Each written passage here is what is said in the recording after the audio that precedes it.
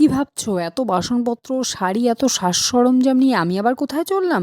সেটা জানতে হলে তোমাকে চটপট চলতে হবে আমার সাথে ছাদে।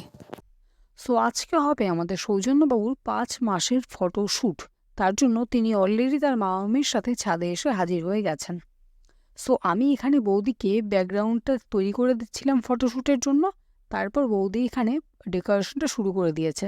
তো বৌদি এখানে ফটোশ্যুটের জন্য ডেকোরেশন শুরু করে দিয়েছে আর আমি পাশে বসে আছি। আর এদিকে সৌজন্যবাবু তার মামার ঘাড়ে উঠে অলরেডি চুল টানছে, লাফালাফি করছে, নাচানাচি করছে, এসব করছে।